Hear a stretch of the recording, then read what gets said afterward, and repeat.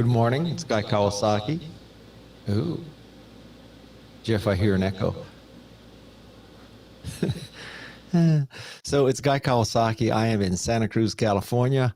It is Wednesday, June 9th, and I hope you're having a good summer. I don't know if summer has officially started. Summer is more a state of mind than it is an official date. But anyway, I've started summer. And so I need to mention to you that we had a new podcast released today.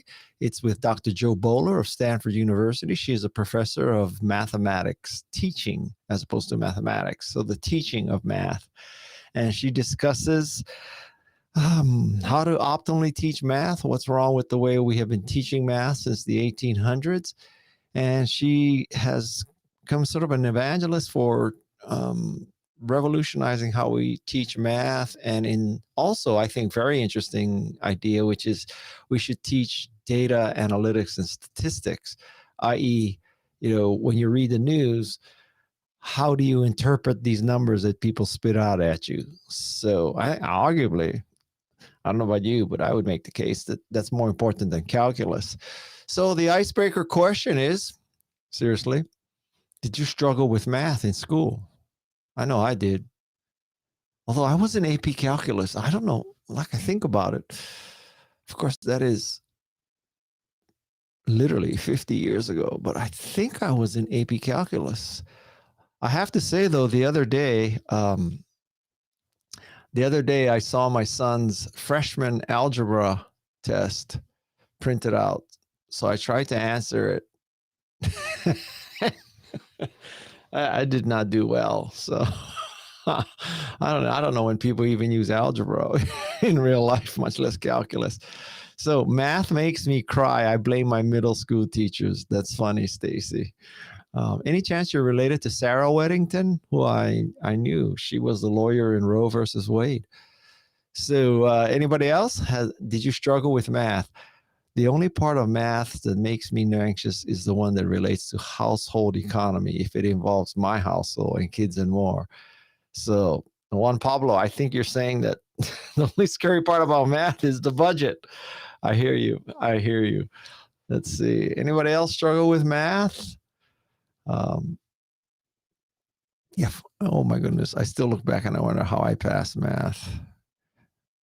Me too, actually. I don't understand how I pass math, and I don't understand how I pass physics. Those are the two things.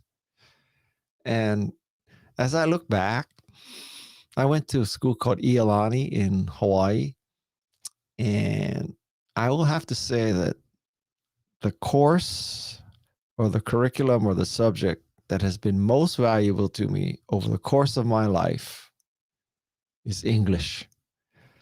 Because English taught me how to write. It taught me how to think to the extent that I do think.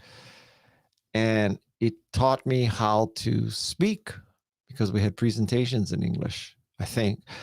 So it's ironic because, especially back then, if you're Asian, it was all about, being the math whiz and the science whiz and the physics whiz because your parents wanted you to be a doctor or, something like a dentist. And then come to find out with hindsight, English was the most important subject for me. But listen, I think one thing that math definitely does is teaches you a way of thinking, or it exercises your brain in terms of analytics. So Jo Boaler's episode was really interesting. And I think, her thinking could revolutionize the teaching of math. So check it out. It's remarkablepeople.com. And she is the currently episode. Let's see. Oh, can you put that back to the logic acquired from learning math shapes your brain? There you go. That's what I just said. But yeah, I also suck at math, especially when I was called to solve a problem in front of the class. This is people obviously have a love-hate relationship with math because I think that it does teach you how to think. Not that you're ever going to use calculus, but it teaches you how to think. And then that ability to think and analyze is carried on and used for the rest of your life, not necessarily the solving of calculus or differential equations. So yeah, I mean, if you're interested in math and teaching, you definitely should listen to Joe Boaler. It's a whole different look on math, the teaching of math. So what else? Oh yeah, you can join my text community at 831-609-0628. Just send a text message there. We'll respond with how to get started. I must tell you though, it is only for US and Canada. That's just how the company is set up. So that'll be the way it works is you register and then I send out these text blasts. Then if you respond to me, that's one-to-one, you to me. And then if I respond to you, it's one-to-one. So it's not like a group chat where everybody's hearing everything. It only starts off, the initial text is one-to-many, and after that, it's one-to-one. So any questions about math? Well, don't give me math problems, though.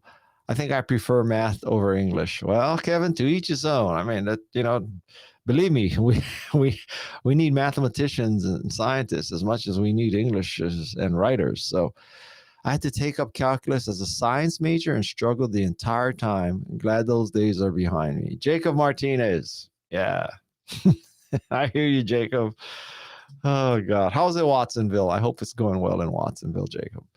So let's see. This is a very good question. So how many of you use calculus in your job at all? This is a very interesting question. But I would anticipate that it's going to be a surprisingly low number. Having said that, though, maybe taking calculus in high school taught us skills and shaped our brains to use analytical skills that we use the rest of our life. I'm willing to concede that. And but today, looking at all the fake news and all that stuff, I think it's probably more important to learn statistics and data analysis than calculus, but I digress. So, but if you're interested in teaching in math, Joe Boaler, today's remarkable person. Brandy Wenstrom, no. I don't know what the question you're answering. So 0, never use it. Oh, that's the question. Yeah. Huh. This is like a religious issue, I think, to many people, especially math teachers. So I did enjoy it, though. I learned a lot about teaching and education with interviewing Joe Boaler. So you will enjoy that. So, okay, any questions for me as opposed to math problem? Joe's approach seems related to constructive learning, creation, facilitation versus lecturing. Seymour Papert and Alan Kay have been pushing for this for decades. Do you think it'll ever take root? How? Yeah, Ben, I think what may be a big change is the pandemic. So how can the pandemic influence the teaching of math? Well, with the pandemic, lots of colleges suspended SATs or using SAT scores. And I swear, much of the teaching of math in these narrow confines with time limits is constructed to teach you how to score well on the SAT. But if the pandemic ends the reliance on SAT, maybe forever, I think the UC schools no longer take them. Many schools no longer take them. It may affect the emphasis on teaching math a certain way in order to get good SAT scores. I would make the case that the purpose of education is not to get a good SAT score. But, what do I know? Of course, my math score, SAT score is higher. I don't know how I could remember this because I can't remember people's names that I met yesterday. But I know I got a 610 in English and a 680 in math. I can remember that 50 years later. So, and that was out of 800. Okay, I don't want you to think that's out of 2,700. So I use math daily, but not in a direct way. Software does all that, part for me. So Sebastian, that's an interesting observation. So I asked Joe, is it quote unquote cheating or wrong if students today go to Siri and say, Siri, what's the square root of 81? Or, now everybody's phone all over. I wonder if you did this okay, everybody, if you have an Alexa, we're going to try an Alexa experiment. So, Alexa, what is the square root of 81?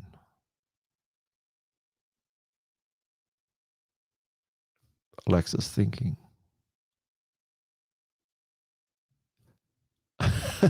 Alexa doesn't have an answer. And my phone is off, so I can't ask Siri. But anyway, the point I'm trying to make is I asked her, so, can you use Siri to do computational math? Can you use Siri to take dictation, to, put down your draft, to go from oral to text? And she said, absolutely. That, just use those tools. Use calculators, use phones, use tools. There's no reason to do that by hand the old way and memorize. So there you go.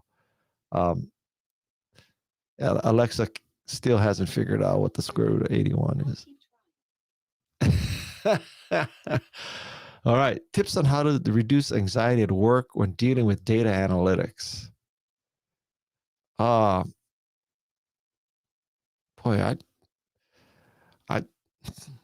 it seems to me that data analytics would be the path or the solution to reducing anxiety, because it seems to me that data analytics would provide you with the tools to understand what is bullshit. And so data analytics can remove bullshit and therefore anxiety. That's the way I would look at it. Okay, any other questions or comments? Today is my son's 16th birthday, so I'm a little preoccupied because this is the last one. This is the youngest. Do you think that understanding data and statistics is more important than math in your daily life? Well, first of all, you might make the case that it depends how you define math, but data and statistics does involve math. But if you're saying, for example, I honestly, for me, the amount of math I use in my life is more or less add, subtract, divide, and multiply. I mean, it's, my speakers bureau gets a 20% commission on my fee. So how much is that? Or I just deposited X and I'm going to write a check for Y. Does Y exceed X? I mean, am I going to be overdraft? I mean, seriously, that's the kind of, or, like the rough cut of the podcast is 61 minutes. So, how much do I have to cut off? I mean, it's like, and that's a little simplistic, but that's the kind of math that I do. Or, how long is my surfboard? I mean, how many seconds is the ride? I got to tell you, that's the level I'm plus, a 4-function calculator could do all the math that I ever need.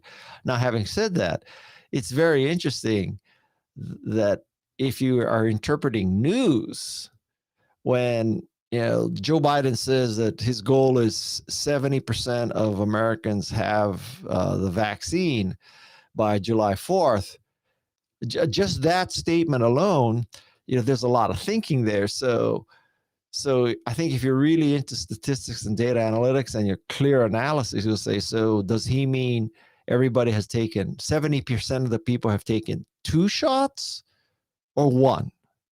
Right? So is it 1 shot puts you into the 70%, or do you have to be fully vaccinated 2 shots? That's question number 1.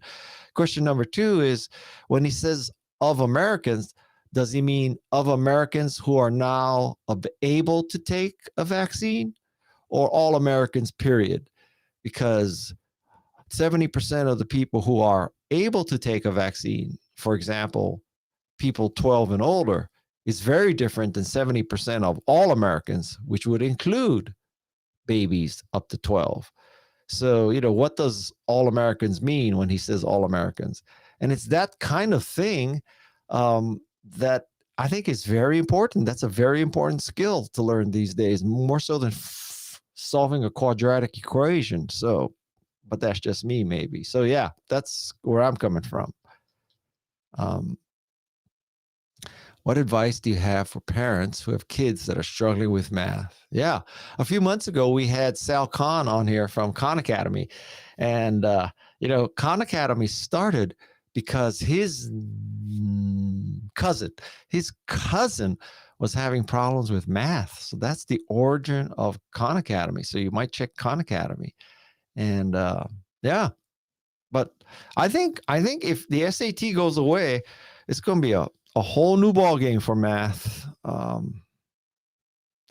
Although, there are some people who make the case that SAT is one of the more objective and fair ways to test kids for college. So that's an interesting argument too. Is SAT good or bad? The people who say the SAT is bad think it's bad because there's a high correlation with your ability to pay for tutoring and getting a good SAT score as opposed to your intelligence.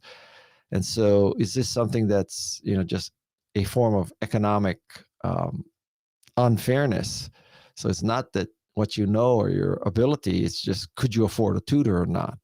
On the other hand, you could say that SAT is somewhat objective. Everybody knows how the score is going to be calculated. I don't know. Okay, what else? Well, the comments or thoughts. If math is taught with stories and illustrations, we can overcome fear of mathematics. Pavan, I agree with that.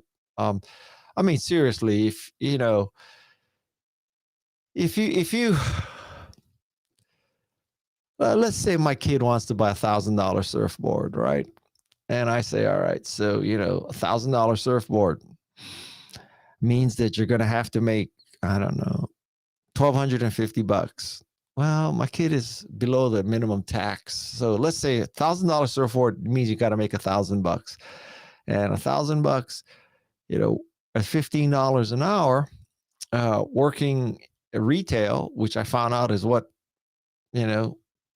people working in retail in California make. So it's $15 an hour, but then you have to do the math. So $15 an hour, but then you need to subtract, tax and Social Security. So what is it really? I don't know. $10 an hour. So $10 an hour. And then you need 1,000, you need 10,000 of those hours. You need 100 of those hours to make $1,000 to buy your surfboard, and 100 hours. There's only 40 hours in a week. So you have to do some math. I think that's the level of math that most people use, if that. So I think that's the whole point of Joel's thing. Like, let's teach math for practical uses. So yeah, it'd be interesting. It'd be interesting how math teachers react to Joe's interview, because they could say, "Oh, thank God, somebody's finally, breaking through and telling us, and telling the world what to do or how to do it," or is it heresy what she's saying? I don't know. Okay, what else? Any other comments, thoughts? What's your favorite memories from college? I with the caveat that it's academic, or any memory from college, because I could get TMI, but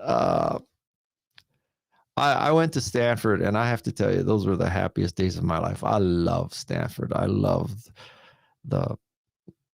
playing basketball outside.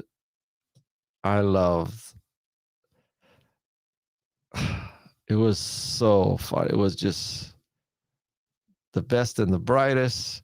The first thing I figured out when I got to Stanford is, like, everybody at Stanford is hot shit. Everybody at Stanford was, the best in their high school.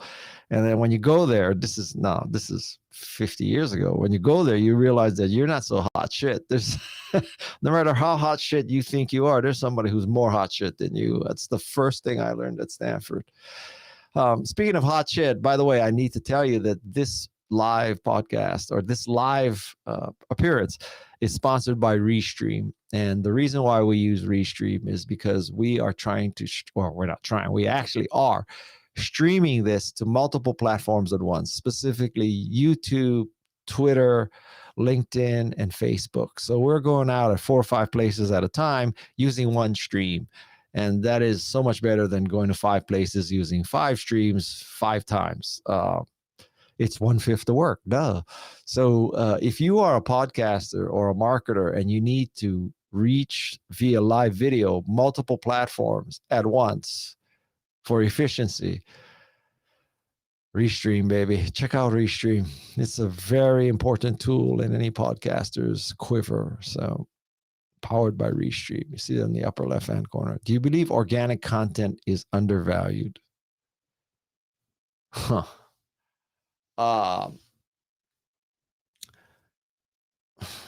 That is a deep question.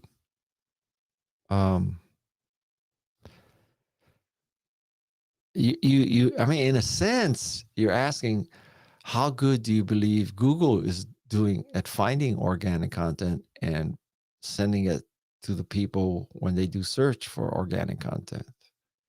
I happen to think Google does a very good job, maybe too good a job. So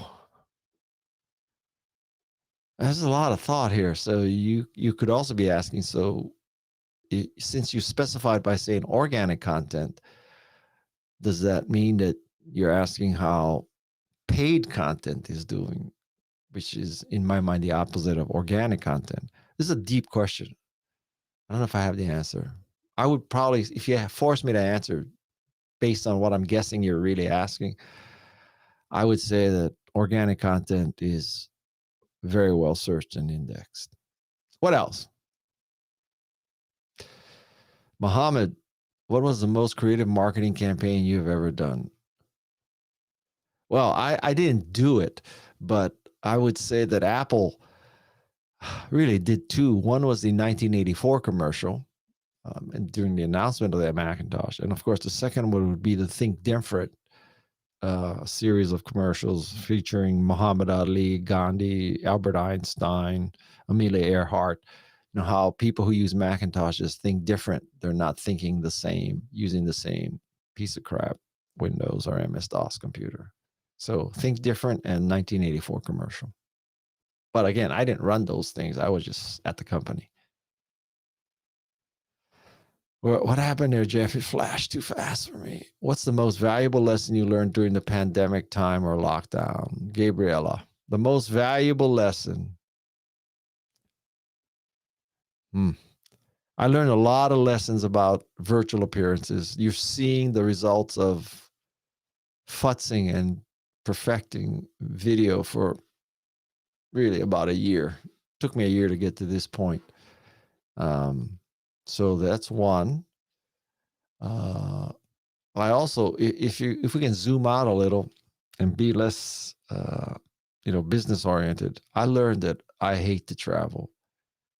Now, I have not gotten on a plane for about 14 months, and I cannot tell you with any greater enthusiasm than this that it is bliss. If I never get on an airplane again, that would be just fine. Now, funny you should ask. It happens that I am getting on an airplane. So on Monday, I'm going to fly to Seattle. And the only reason why I'm flying to Seattle is because I bought a mattress here in Silicon Valley. And that mattress was trucked to Seattle. And in Seattle, my friends at Peace Vans, where I'm an ambassador, they take the roof off and they put a pop-top roof. They take out the seats. Well, actually, I sent it without the seats. So they add a different kind of seat that can fold flat. So we have a fold flat bed on the quote unquote bottom level, and then there's a pop-up camper on the roof. So you could have 2 sleep above and 2 sleep below. So you could have 4 people sleeping in this mattress. And they put USB and power all over the thing. So you can sleep anywhere, charge your phone. And I didn't get the full, put in the sink and bathroom and shower, all that kind of stuff, because I hardly ever will sleep overnight in it, and much less, be off the grid and try to take a shower and cook in this. But so they do all that. If you're interested in getting a van, go to peacevans.com, and they do a great job. And one of the big advantages of Peace Vans is that when you have your brand new mattress uplifted, as they call this, it does not void the Mercedes warranty. So I don't know if these other shops, custom shops, if they do the work, it voids the warranty, but I can see how it could. So this doesn't. Peace Vans doesn't void your warranty. So we got from a long subject here from what I learned in the pandemic to, upgrading a mattress van. But yeah, so I learned that I hate to travel by air. Melissa, how do you see the future of the convention event industry, 50-50 hybrid or in person? Additionally, how do you see the customs service from each? Melissa, I predict that we are going forward to a hybrid model. I cannot see where we're ever going to go back to 100% in person. Maybe they record the sessions, maybe they archive them, and maybe if you paid the fee, that you can see those sessions. That I think that day is gone. So I think the world of conventions and meetings is going to be hybrid, absolutely, all the way. And now this is an interesting question because, I used to make 50 to 75 speeches a year in person, 0 virtually, right? So no meeting planner wanted a virtual meeting because it's not as, impressive. It's not as emotional. It's not as interactive. It's not as engaging, blah, blah, blah. So, no one could do a virtual keynote. And then and then the pandemic happened, and then no one could do an in-person one. So every speaker in the world has had to flip their model. And I am like perfectly happy this way.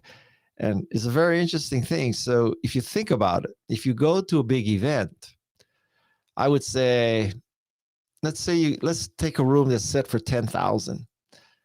I would say probably the first 20 or 25 rows, they're looking at you on the podium. The rest of the 10,000 people are looking at an image magnification, IMAG. So they're looking at you on screen. You are in the room, but they're not looking at you. They're looking at a screen.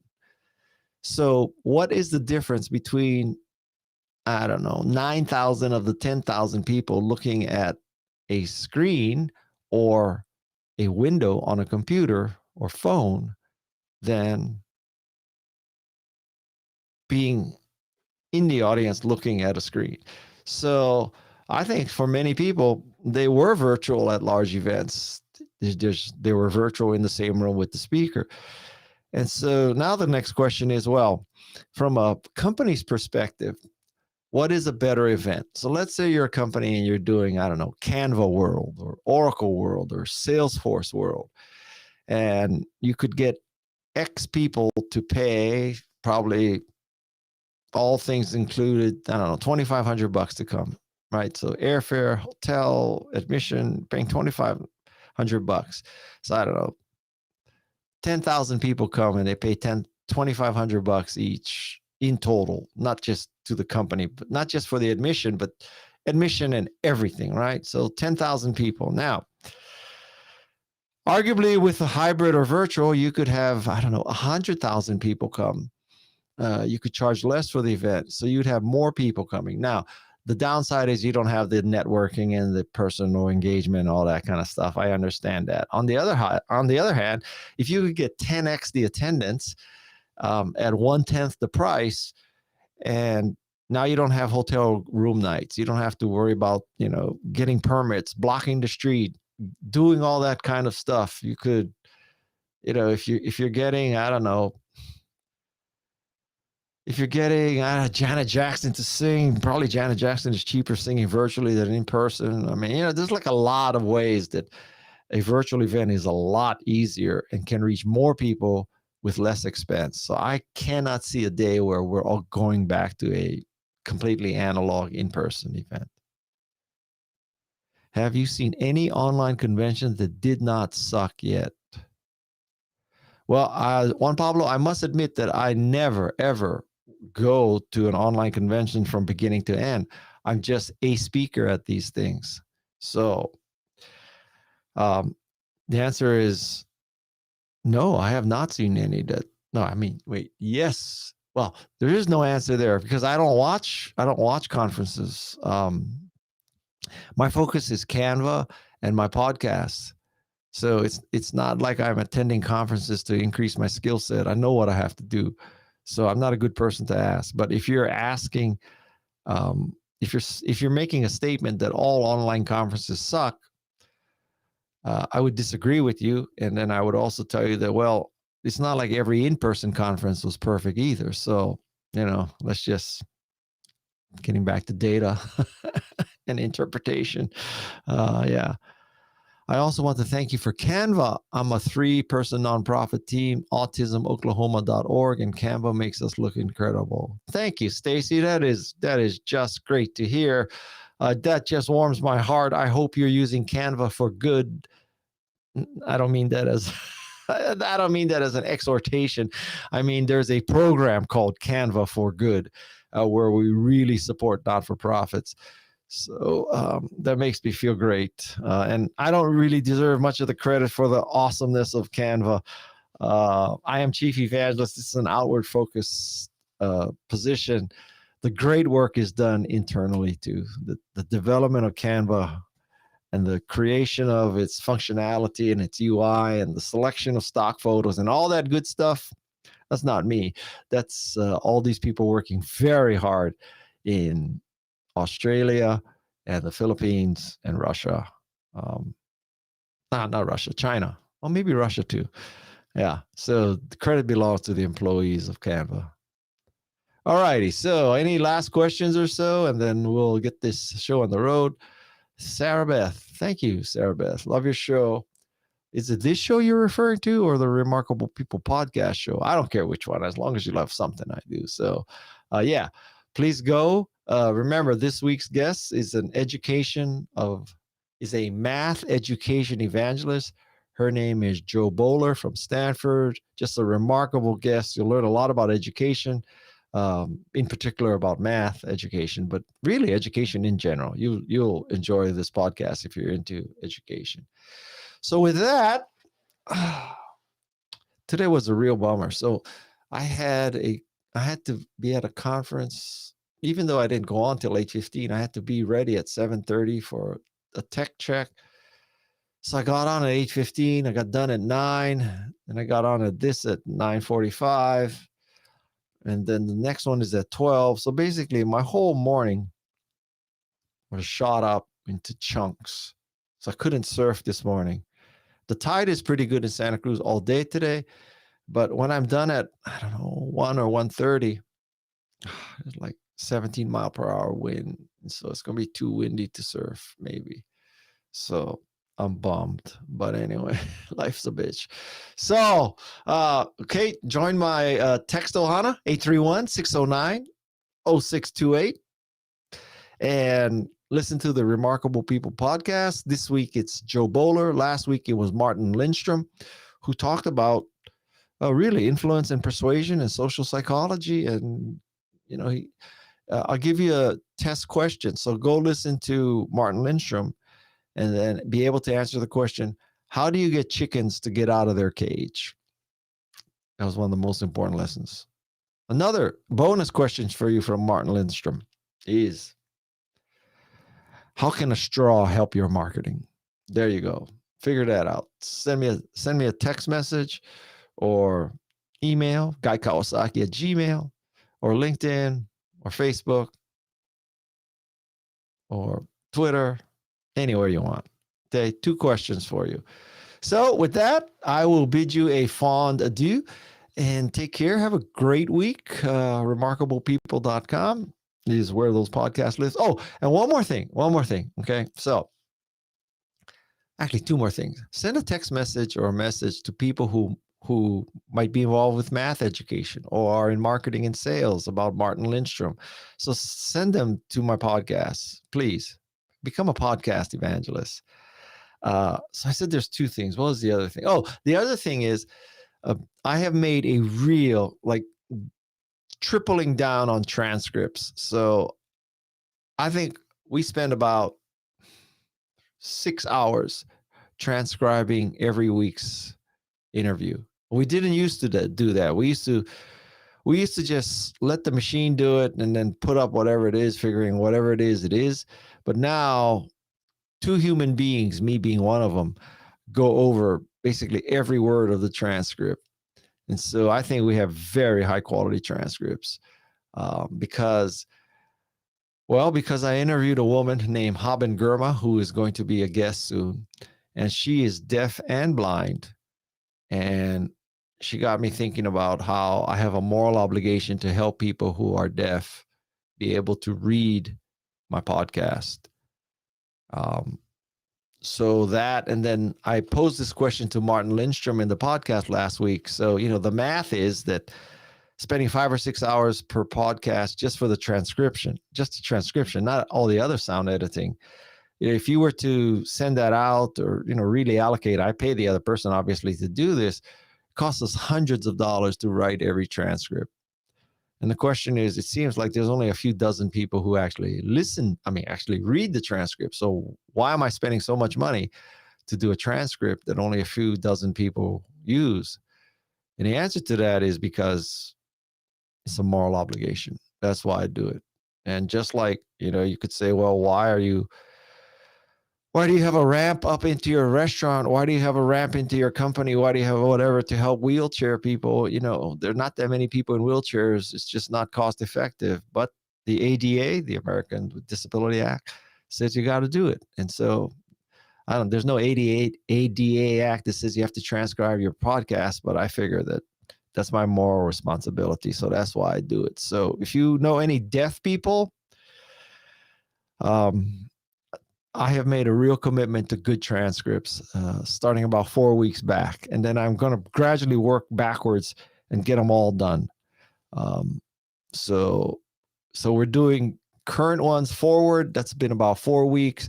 And then I'm taking the most popular ones first and transcribing those. It's going to be a whole summer project. So that's what I'm doing. Okay. So with that, tell deaf people about it. Tell people who want to learn about remarkable people about it.